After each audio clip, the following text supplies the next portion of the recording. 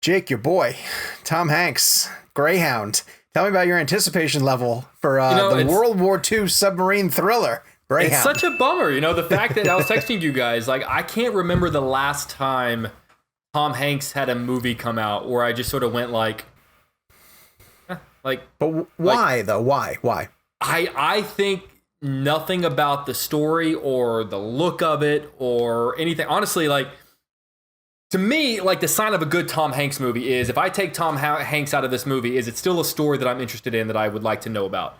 Yeah. And you take Tom Hanks out of Greyhound, and it just honestly, like, it just looks like a generic submarine World War II movie. Like, it looks like the ultimate dad movie. And I'm going to watch it, but here's the thing, is that I'm probably going to watch it like when it just naturally hits Apple TV so I can press play and put in 90 minutes and watch it. I haven't made, like, I think I have the screener and I haven't made an effort to watch it in advance. It's a lean 88 minutes. Like, it's which is okay, which is like all the better considering my lack of interest in it. But like, sure. I mean, and I know he's going to be good in it, and I've heard that he is good in it. And I look forward to seeing like obviously a good performance from my favorite actor. But I mean, this just feels like it's just such like it almost looks like, sometimes in movies, and I think I've made this comparison before, where like it's a movie about Hollywood or a movie about movies, and in the background, like if they're on a lot, they have to have like generic movie posters that like actors are starring in for like fake movies. This looks like a fake movie that they would have Tom Hanks starring in. Like a Tom Hanks, like even like the poster is like a close up of his head looking off in the distance, which is usually like the generic fake poster look. Like it just it feels like a fake movie in a movie about movies. So I did get to see it because I did a press conference with Tom Hanks, and it was a virtual press conference, and it was cool because it was like it was almost one-on-one-esque. Like we were muted and he couldn't see us, but we got to talk to Tom Hanks for an hour in his. That's exactly what I think of when I think of ideal interview situations. I love to be muted. I like when Tom Hanks can't see me. Yeah, that's my ideal Tom Hanks interview. Is being silent and being not seen and having Tom not know.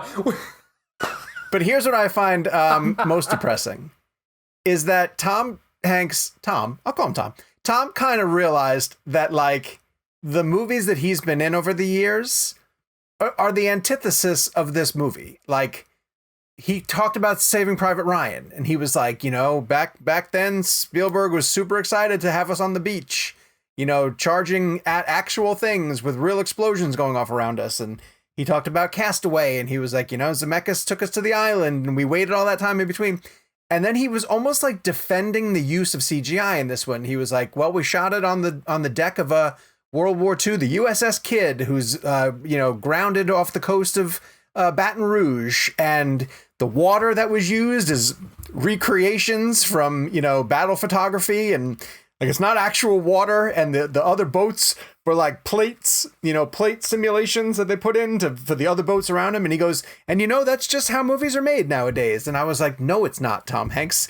You know that in your day, you'd have been on a boat and you'd have been out in the middle of the ocean. And if you did this movie with Fincher or Spielberg or Nolan, they're putting you in a submarine and you're going out there. You're not doing all this green screen stuff. Because Kevin, when you do sit down to watch this, the amount of CGI in Greyhound is going to just turn your stomach. Your skin is going to be crawling at the sheer amount of digital CGI.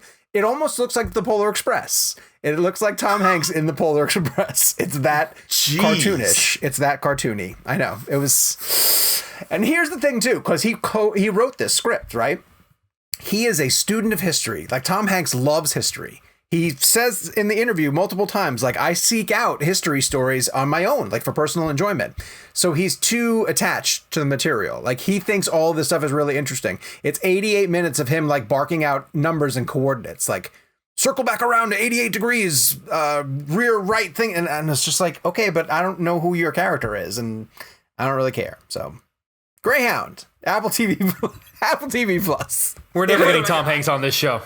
I haven't seen the film yet. The trailer initially was interesting to me, and then I rewatched it a few times. I'm like, the CGI, it looks very CGI heavy. I haven't seen it. I'm gonna watch it tomorrow night. Old Guard tonight, Greyhound tomorrow night. I'll review those Friday. But Yeah, I'm with Jake in the sense of like I just don't feel an immediacy for it. I don't feel like I feel like a Tom Hanks movie popping up in a screener box you'd want to watch immediately. Like we wanted to watch Hamilton immediately. We wanted to watch Palm Springs immediately. Remember when would we line up 2 hours early in advance to see Beautiful Day in the Neighborhood in Toronto? Like that's, and we were all jacked. Like that's the kind of anticipation I feel when when I camp out a week in advance to see Larry Crown. That's what I want to feel.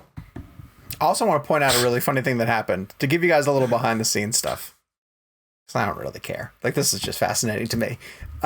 We did that press conference with Tom Hanks about a week ago. Move on from the Tom Hanks press conference, Sean. Nobody cares. And in the press conference, he said to me, Sean, I was heartbroken that this movie's not going to theaters. He gave the most candid response of saying, we were all heartbroken when we heard that this movie can't go to theaters. It breaks our heart that theaters are closed. And he goes, Sean, you know what I mean, right? Like, he goes, we used to go to theaters all the time, and we would enjoy movies together. And he said this movie was made for the big screen. He gave this analogy, which I thought was the best Tom Hanks analogy. He said, whether the movie on opening weekend plays to 800, 1,200, 200, it doesn't really matter to me. But he goes, we cannot replicate the idea of 800 strangers going into a theater and coming out having shared a common experience of we watched that story together, and that's what movie theaters do. And I hate that we're not going to get a chance to do that. Then he said, but in this time of uncertainty, Apple really threw us a lifeline and is giving us a chance to get this movie in front of eyeballs. And I will be very thankful to them for giving us a global release. And he even talked about how if they were going to theaters, they would have been sandwiched between Wonder Woman 1984 and Top Gun 2. And that in reality, the Tom Hanks submarine movie would have been an underdog because he goes, we're not a franchise. We don't have big time stars outside of himself, essentially. So it would have been a challenge. Then I watched Tom Hanks on TV this morning on the Today Show. And he led off with, boy, Apple TV sure is the best. Like, they are just the Apple. Thank you so much. Apple. Listen, we got a good movie here, but Apple's really just Apple. And then I got an email from not Apple reps, but like a PR firm. And they were like, hey, Sean, I see that story that you wrote on CinemaBlend where it looked like you were covering the quotes from The Guardian, because apparently Tom Hanks gave an interview to The Guardian where he also said, like, I'm just heartbroken it's not going to theaters. And they go, you think maybe you could redo your story? Because, what he said on the Today Show is a little more, how he feels kind of thing. And I said, well, funny you say that. I wasn't covering The Guardian. I was covering the press conference that I was in. And we ran the quotes as he gave them. But it's just funny to see the spin, turn out where Apple probably went to him and was like, Tom, you're killing us here. Yeah. We gave you a lot of money for Greyhound. I want to give Tom Hanks credit for speaking up about that stuff. I mean, that's really cool. I mean, again, I didn't see the Today Show piece, but I saw the Guardian quotes and I saw the quotes that you were talking about as well. Yeah. Good for him. Good for him for being honest and at that point in the tour to come out and say that, because I think everybody would. I mean, like, why not? Why can't you just be honest like that? And listen, I'm so bummed this is not in theaters. It's just we're bummed, but hey, we do have this access. And then that to me that was probably what really Hanks thought. In those initial moments of those press interviews. And I get it from an Apple standpoint. You don't want your star saying something like that, but at the end of the day, he's not wrong. He's no, not of course wrong. not. He's not even embellishing it. He's just giving it. And I admire it so much more coming from a major star like that, who probably, we see a lot of actors and a lot of directors and a lot of media elements where you go, oh, that seems like a media trained answer. That seems like a spin, whatever it is. I like the brutal honesty that Hanks brought to that subject matter. And it's unfortunate. That movie looks like it would be cool, like in Dolby. I would imagine the sound would be awesome in Dolby. I mean, that's the thing. At the end of the day, I appreciate that honesty. So that email made me smile. Sean, when are you and Tom gonna have lunch together? Next week. Next week he's coming through Charlotte. We're gonna Well, we have to do takeout because everything's closed, Yeah. unfortunately. Well, thank God he has a lot of money because that's the only one who can afford Shake Shack. Shake right? Shack, Shake Shack. Yeah. Hey, He's Sean, treating me. what terminal are you picking him up at? Jesus Christ. That's pretty good, Kevin. It's not Thank you.